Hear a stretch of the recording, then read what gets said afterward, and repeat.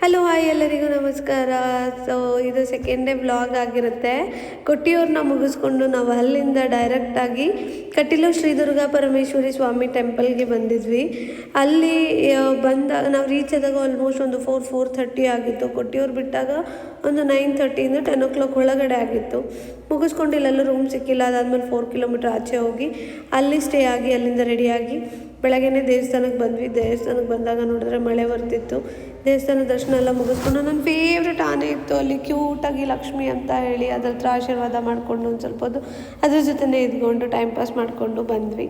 ನೋಡೋಕ್ಕೆ ಎಷ್ಟು ಕ್ಯೂಟಾಗಿ ಅನ್ನಿಸ್ತಿತ್ತು. ಅದಾದಮೇಲೆ ಅಲ್ಲಿಂದ ಆಚೆ ಈಚೆ ಬಂದಾಗ ನಿಮಗೆ ಗೊತ್ತಿರೋಂಗೆ ಕಟೀಲು ದುರ್ಗಾ ಪರಮೇಶ್ವರಿ ಸ್ವಾಮಿ ಟೆಂಪಲ್ ಆ ಕಡೆ ಈ ಕಡೆ ಎಲ್ಲನೂ ನೀರೇ ಇರೋದ್ರಿಂದ ನೀರನ್ನ ನೋಡಿದ್ವಿ. ನೀರು ನೋಡಿದಾಗ ತುಂಬ ಖುಷಿ ಆಯಿತು.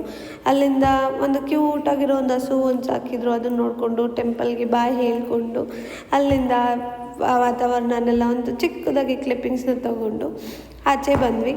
ಆಚೆ ಬಂದು ಟೆಂಪಲ್ಗೆ ಫೈನಲಿ ಬಾಯ್ ಹೇಳಿ ನಮ್ಮದೊಂದು ಫೋಟೋ ಹಿಡ್ಕೊಂಡು ಅಲ್ಲಿಂದ ಡೈರೆಕ್ಟಾಗಿ ಬಂದಿದ್ದೆ ನಾವು ಉಡುಪಿ ಶ್ರೀಕೃಷ್ಣ ಟೆಂಪಲ್ಗೆ.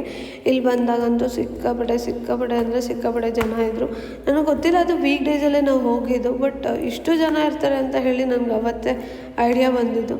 ಅದಾದಮೇಲೆ ಲೈನಲ್ಲಿ ನಿಂತ್ಕೊಂಡಿದ್ವಿ. ಲೈನಲ್ಲಿ ನಿಂತ್ಕೊಂಡಿರ್ಬೇಕಾದ್ರೆ ಅನ್ನಿಸ್ತಿತ್ತು ತುಂಬ ಲೇಟ್ ಆಗ್ಬೋದು, ನಾವು ಇನ್ನೂ ಬೀಚಲ್ಲೆಲ್ಲ ಹಾಡಿ ಹೋಗೋ ಅಷ್ಟೊತ್ತಿಗೆ ಲೇಟ್ ಆಗಿಬಿಡುತ್ತೆ ಅಂತ ಅಂದ್ಕೊಳ್ತಾನೆ ಇದ್ವಿ.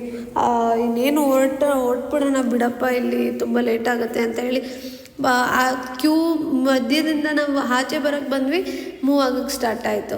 ಓಕೆ ಫೈನ್, ಮೂವ್ ಆಗ್ತಿದೆ ಬಿಡು ಅಂತ ಹೇಳಿ ಅಲ್ಲಿಂದ ಸರಿ ದರ್ಶನ ಮಾಡೋಣ ಅಂತ ಹೋಗ್ತಿದ್ವಿ. ದರ್ಶನ ಮಾಡಬೇಕಾದ್ರೆ ನಾವು ಈ ಒಂದು ಕ್ಯೂಟ್ ಸೀನ್ಸ್ ಎಲ್ಲ ನೋಡಿಕೊಂಡು ನಮಗಂತೂ ಸಿಕ್ಕಾಪಟ್ಟೆ ಖುಷಿ ಆಯಿತು. ಕೊಕ್ಕರೆ ಎಲ್ಲ ಏನಿದೆ ಅದು ನೀರಲ್ಲೇ ಸ್ಕೇಟಿಂಗ್ ಎಲ್ಲ ಮಾಡ್ತಿತ್ತು ನೋಡಿ, ಅದಂತೂ ಸಿಕ್ಕಾಪಟ್ಟೆ ಖುಷಿ ಆಯಿತು. ನೀವು ಆ ಕಡೆ ಹೋದಾಗ ಇಲ್ಲಿ ಅಬ್ಸರ್ವ್ ಮಾಡಿ, ತುಂಬ ಚೆನ್ನಾಗಿದೆ. ಫಿಶಸ್ ಎಲ್ಲ ಇತ್ತು. ಅಲ್ಲಿಂದ ನಾವು ಉಡುಪಿ ಶ್ರೀಕೃಷ್ಣಗೆ ಬಾಯಿ ಹೇಳಿ ಬಂದಿದೆ ಮಲ್ಪೆ ಬೀಚ್ಗೆ. ಮಲ್ಪೆ ಬೀಚಲ್ಲಿ ಫೈನ್ ಅಂದ್ಕೊಂಡಂಗೆ ಅನ್ಫಾರ್ಚುನೇಟ್ಲಿ ಅಲ್ಲಿ ಬಿಡಲೇ ಇಲ್ಲ.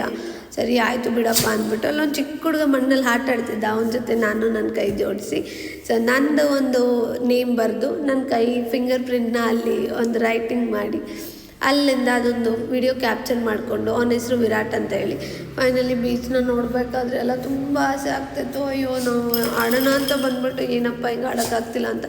ಅಲ್ಲಿ ವೇವ್ಸ್ ಎಲ್ಲ ತುಂಬ ಇತ್ತು, ತುಂಬ ಅಂದರೆ ತುಂಬ ಜಾಸ್ತಿ ಇತ್ತು. ಹಾಗಾಗಿ ನಮ್ಮನ್ನ ಬಿಡ್ತಿರ್ಲಿಲ್ಲ, ಯಾರನ್ನೂ ಬಿಡ್ತಿರ್ಲಿಲ್ಲ. ಮೇ ಬಿ ಯಾವಾಗ ರಿಓಪನ್ ಆಗುತ್ತೆ ಅಂತ ಗೊತ್ತಿಲ್ಲ.